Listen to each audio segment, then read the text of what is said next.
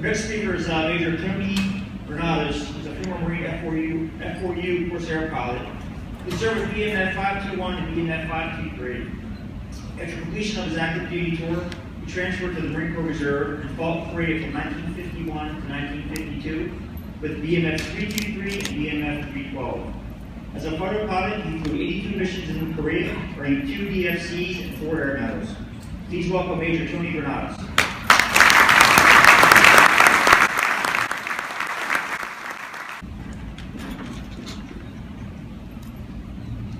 Thank you.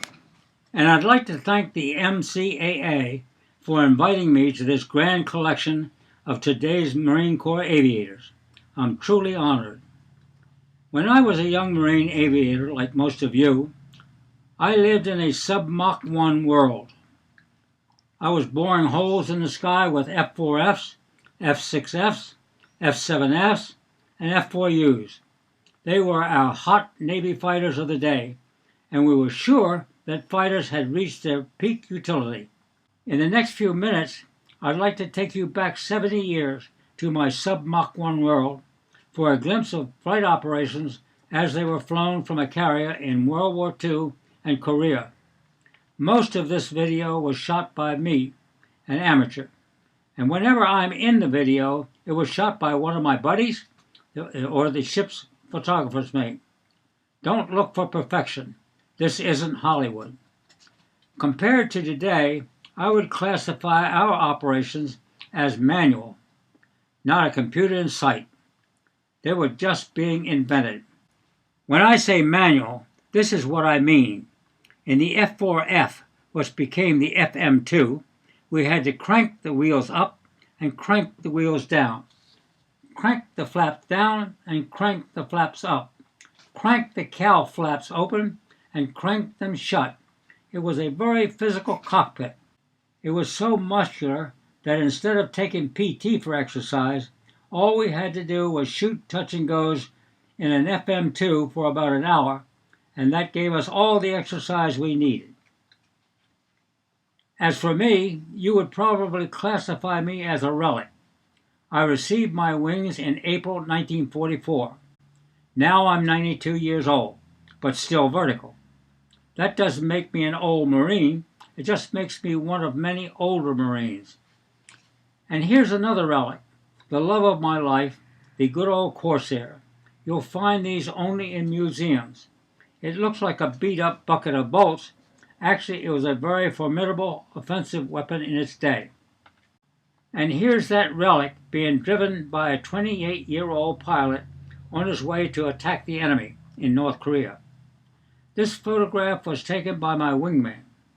Now you see that Corsair peeling off to deliver some ordnance to the bad guys who are fighting our Marines and soldiers on the ground. As we know, that's called close air support, a Marine specialty. That shot was also made by the same wingman. Take a look at that ordnance. In 1951, this one fighter carried 2 1,000-pound bombs, 6 250-pound bombs, and our 650 caliber machine guns. Like the fabulous AD, it's about what a B-17 carried in World War II. Our missions in North Korea were more than just fighter strikes. I would characterize most of them as air-to-ground battles. We dropped bombs, napalm, and strafed them. They shot at us with AA, small arms, and automatic weapons. We always hit them. They sometimes hit us because we had to fly through their curtain of lead. The only difference between us and the kamikaze was that we came back the next day. When we attacked a target, we dropped one piece of ordnance at a time. That totaled 8 runs per plane. In an 8-plane strike, that put a lot of ordnance on the enemy. We made our runs with bursts of machine gun fire. We figured that the machine gun fire would spoil the enemy's aim a little when they saw a Corsair coming at them. Maybe it did. Woe be it to the pilot who salvos all his ordnance in 1 or 2 runs. That was a big no-no. He could be grounded for a while to ponder the benefits of following orders. Our time over the target would be about 45 minutes to an hour, circling and taking turns making runs. This, however, had a downside. It presented the enemy with a virtual shooting gallery to try to knock down our planes. Many times I felt like one of those little ducks that go round and around at a shooting gallery in a carnival. We dropped our ordnance for maximum effect and maximum accuracy, and not for maximum safety. Our immediate reward was hearing the forward air controller on the ground with an open mic, jumping up and down, yelling with glee when we got some good hits on the enemy. Added to that was a background chorus of many guys yelling and whooping it in the same manner. This provided additional motivation that increased the ferocity of our attack. The battle became personal, and its dynamic was extraordinary. The only thing missing was the Marine Corps hymn playing on our radio. Now we're on the carrier. It's a jeep carrier with only a couple of 100 feet to land and take off, but with the help of the catapult for takeoff and the LSO to get us back aboard, it worked out just fine. You can see the aircraft lined up, ready for their turn at the catapult. When the chopper takes off, flight operations are ready to begin. The chopper goes to its station about a half-mile behind the ship.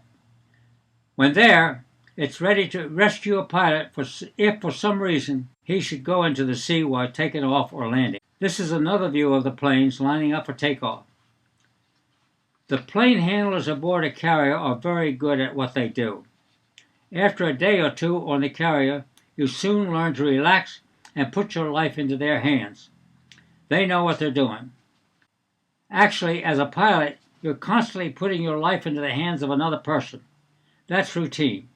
And you do it because you know that your fellow shipmates are extremely well trained and totally professional, even if they haven't learned to shave yet. Now you see the catapult officer revving up a plane in the catapult.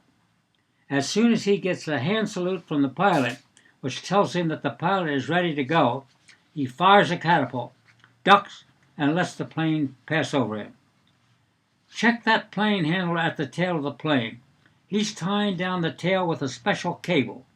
Within that cable there are two small metal rings linked together.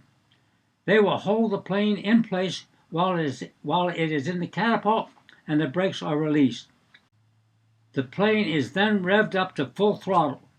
When the catapult fires, the additional force breaks the rings and the plane is literally thrown into the air. Now you see the plane handlers making sure that the flaps are down and locked.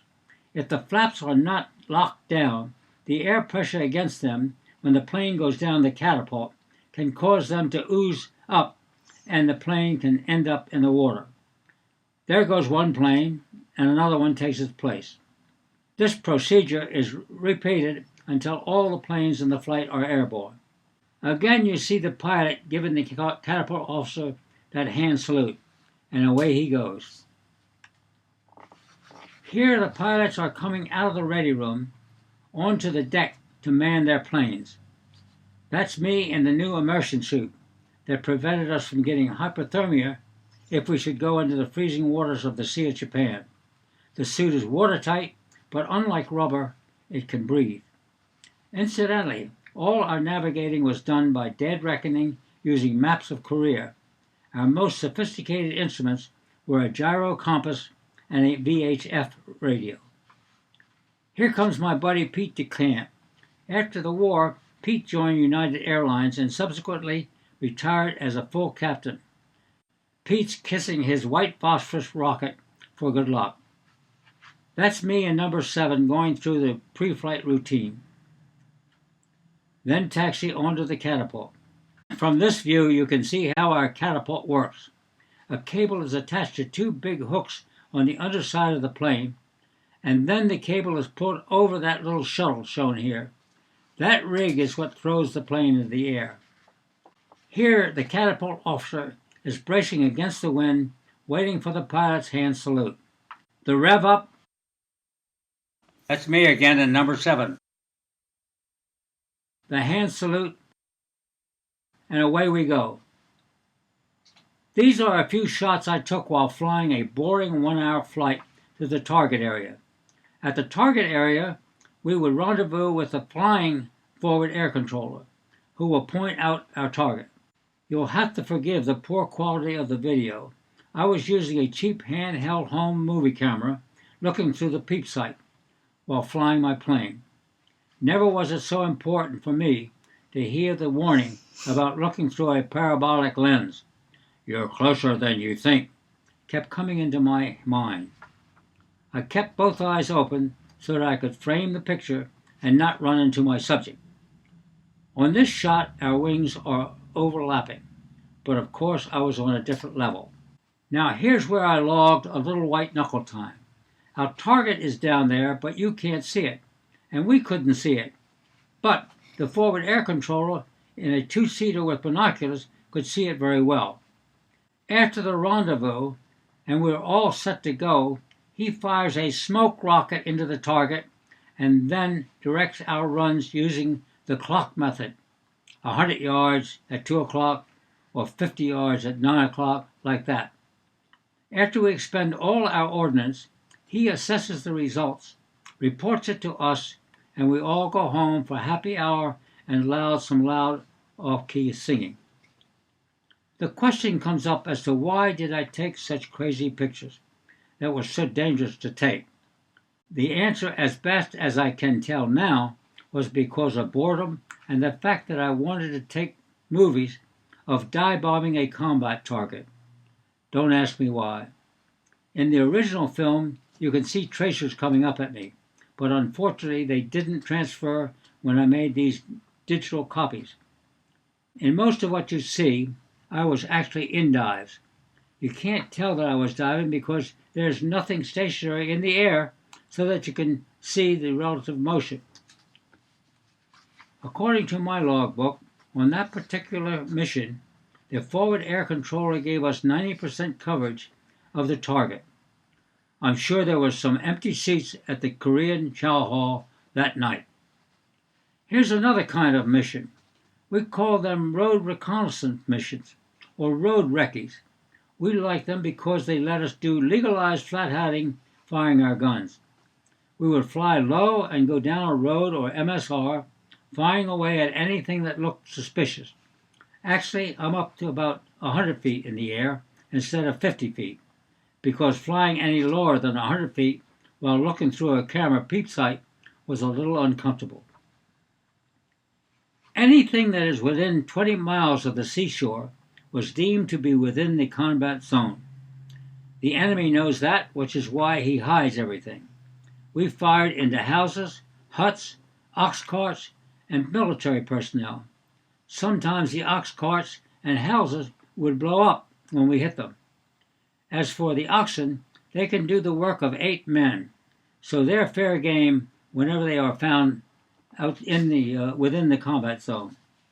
Oxen are rather difficult to hit because of their panicky zigzag running. I think I got 3 of them during my tour. Maybe I should have had them painted on the side of my cockpit like the aces do. At least it would be unique. Now back to flight operations. This landing signal officer is Bob Sinclair. Some of you may remember him. He's been in the Marine Corps forever. He's a great guy and a fine aviator. He and Sam Griffin were our 2 LSOs. They took turns getting us aboard the carrier. The LSO knows more about the aerodynamic condition of the plane coming into land than the pilot does. If you follow his suggestions, you'll land, no sweat. Well, not much sweat anyhow. When we approach the carrier to land, we get down to about 50 feet and drag the plane around, hanging on the prop just a few knots above stalling speed. At this point, the pilot's eyes are glued to the LSO and his paddles. The plane continues in its slow speed, turning slightly all the while to keep the LSO in sight. There is no forward visibility when landing a Corsair on a carrier. When the plane is about to go over the fantail, assuming it's a good pass, the LSO gives the pilot a cut. The pilot then quickly levels the wings, yanks the throttle off, and lands. He lands hard, but he lands. Did you see that rocket come flying off from beneath the wing when the plane caught the wire? That's because rockets are put on small rails under the wings and slide off the rails when fired or when the arresting gear engages the plane. The reason for bringing back these rockets was because they didn't fire and they couldn't be jettisoned. Misfiring rockets happened a lot because they were old World War II ordnance.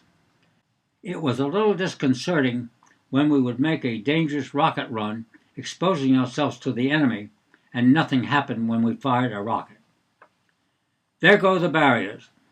Barriers keep the landing planes from crashing into the planes that have already landed and are parked on the deck over the bow.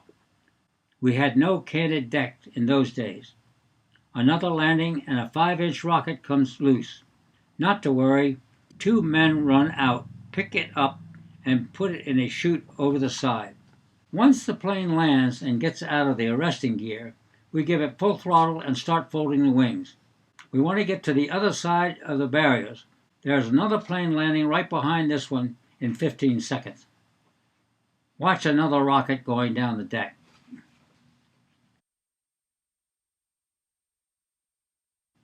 There's the helicopter. Flight operations are secure. Here Pete DeCamp and I are in Sasebo, Japan, where the ship is anchored for replenishment and plane repairs. All 24 of our planes are down from enemy action or mechanical problems. Since pilots have nothing to do for 10 days while in Sasebo, we went sightseeing. It was a very interesting diversion. No, that's not a mistake. That's Cheetah. Let me explain. My job before I was called back for the Korean War was in advertising. All told, I spent over 60 years in advertising. One of the basic tenets of advertising is to sell your product to entry-level prospects, and then you'll have them for the rest of their lives. So the theory goes. Here you see that entry-level concept put into action. This young Korean, about 9 years old, was in my view ready as an entry-level prospect for the South Korean Marine Corps. I'm teaching him a little close order drill. He's pretty bright. I just brought him to attention. Then I gave him parade rest. Back to attention. About face. About face. Hand salute. Hand salute. Parade rest. At this point, I pulled a kind of a pop quiz on Cheetah. While he was at parade rest, I said, "Dismiss." He didn't move a muscle. He knew that he couldn't be dismissed from parade rest. I gave him attention, and I said dismissed. I think that this is a very interesting video because it demonstrates how people in Korea use people to get things done. I was impressed. What you see here is a Quonset hut. It's huge. At El Toro, my family of 5 lived quite comfortably in one half of a fully furnished Quonset hut, while another family of 5 lived in the other half. In Korea, because that Quonset hut was used by the night fighters and was in day fighter area, the night fighters couldn't get their proper rest. We made all kinds of noise when they were trying to sleep, so the Quonset hut had to be moved. Not a problem.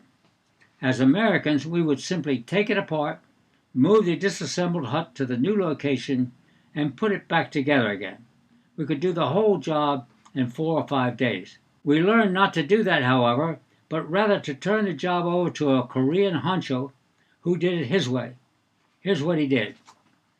After looking over the problem, he had some laborers take all the wood and flooring out of the hut to expose the floor joists, which were very light steel I-beams. Then he waited until the bulk of the Korean laborers started going home in the evening.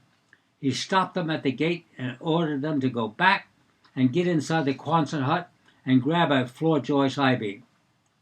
You can't see them, but there are about 200 men inside that hut.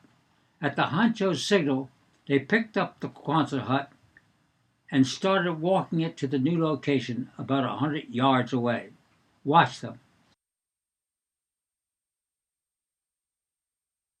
That honcho had quickly organized a 250-man team that moved the Quonset hut to its new location intact in 45 minutes instead of 4 or 5 days.